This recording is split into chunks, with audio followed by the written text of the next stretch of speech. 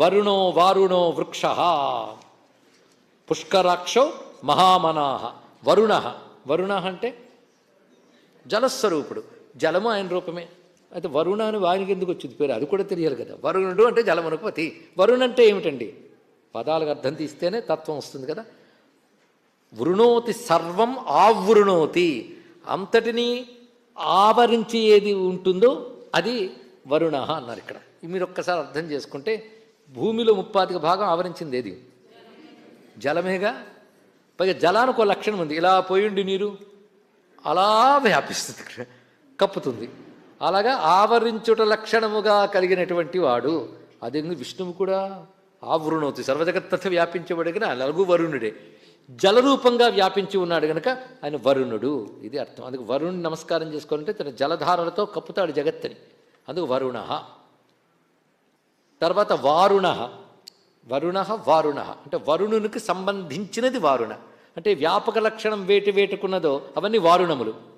జల సంబంధమైన వ్యవస్థ అంతా వారుణములే, ఇది తెలుసుకున్నది. అందుకు వారుణ. జలమునకు భగవంతుడికున్న అనుబంధం తెలియాలంటే అప్సు సర్వం ప్రతిష్ఠితం యోపామాయతనం వేద ఆయతనవాన్ భవతి. ఎందుకు జలముల గురించి ఎంత ప్రాధాన్యం చెప్పారో మనకు తెలియదు.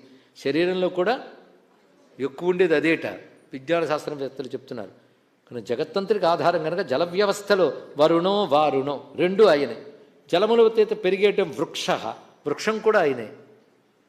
అందుకే నమో వృక్షేభ్యో హరికేశేభ్య అని కదా. వృక్షాయ అని ఒక నామం కూడా ఉంది వాళ్ళు విడిగా. భగవంతుడు వృక్షస్వరూపుడు. ఎలాగో అంటే మీరు వృక్షం ఒకసారి చూడండి, ఒకే చెట్టు అనేక రకాల స్వరూపాలు అందరూ కనబడతాయి మనకి. కొమ్మలు, రెమ్మలు, పువ్వులు, పళ్ళు, ఒకదానికొకటి బంధం లేదు, కానీ అన్నిటికీ ఒకదానితో బంధం ఉంది. అలా ఒకదానితో ఒకటి సంబంధం లేని జీవులందరూ ఎవడి అనుబంధం వల్ల ఉంటున్నారో వాడు భగవంతుడు. అందుకు వృక్ష శబ్దం ఆయనకు వర్తిస్తుంది అయ్యా అన్నాడు ఇక్కడ. అందుకు వృక్ష వరణే అనే ధాతువు ప్రకారంగా వరుణ వారుణ శబ్దాలకు ఇది అర్థం ఇక్కడ. అంటే వృక్షము స్థిరంగా నిలిచి అంతటా ఆవరిస్తుంది, అది ఇక్కడ అర్థం. అలాగే ఉంటూ చెట్టు అంత కొమ్మలు ఇంత వ్యాపించిందంటే అంతగా వ్యాపించింది ఆ చెట్టేగా, ఇన్నిట్టి పట్టుకు నిలబడింది. అందుకే దాని వృక్ష అని పేరు. కదలక నిలచువాడు అని కూడా అర్థం ఉంది వృక్ష శబ్దానికి అర్థం. వృక్ష ఇవ స్తబ్ధో దివతిష్టత్యేకః అని శ్వేతాస్తోతర ఉపనిషత్తులో మంత్రం. ఎవడు వృక్షములాగా మనకు అందనంత స్థానములు నిలబడి ఉన్నాడో వాడు. అంతేకాదు జగత్తును వృక్షంతో పోల్చాడు. ఊర్ధ్వమూలం అధశాఖం అశ్వత్థం ప్రాహురవ్యయం ఛందాంశయస్య పర్ణాని యస్తం వేద సవేదవిత్. ముందు విశ్వాన్ని చూడు, ఇది కర్మలతో వృద్ధి చెందుతుంది. కర్మలు అంటే యజ్ఞాదులు, ఆ కర్మలకు మూలం ఏంటి, వేదం. కనుక చెట్టుకు ఆకులు ఎలాగో దీనికి వేదములు అలా ఉన్నాయి. ఛందాంశయస్య పర్ణాని, దీని మూలం ఆకాశంలో ఉంది. ఈ తిరగడబడి చెట్టు గురించి చెప్పడం ఎంత అద్భుతమైన కల్పన అండి. ఇక్కడ దీని మూలం పైన ఉంది, కింద లేదు. అక్కడి నుంచి ఇటు వ్యాపిస్తుంది అని చెప్పారు. ఆ వృక్షరూపుడు ఉన్నవాడు పుష్కరాక్ష. ఈ శబ్దానికి చాలా విస్తారమైనది, ఇదివరకు చెప్పాం.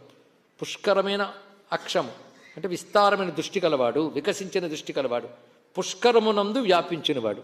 పుష్కరం అంటే పద్మం, హృదయ పద్మంలో వ్యాపించినటువంటి వాడు. మహామనాహ, గొప్ప మనస్సున్నవాడు.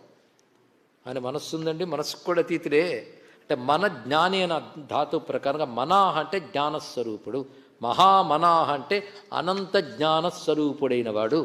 అటువంటి భగవానుణ్ణి భగవాన్ భగహానంది వనమాలి హలాయుధ ఆదిత్యో జ్యోతిరాదిత్య సహిష్ఠుర్గతి సత్తమ